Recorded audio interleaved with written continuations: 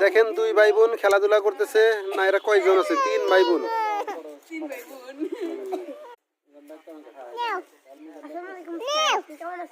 ওয়ালাইকুম আসসালাম। আমি ভালো আছি, তুমি কেমন আছো? আমি আলহামদুলিল্লাহ অনেক ভালো আছি। তুমি এবার যেন কোন স্কুলে পড়ো? স্কুলের নাম কি? ইন্ডিফিন্ডি model and school and college. কোন ক্লাসে? ক্লাস 2 তে।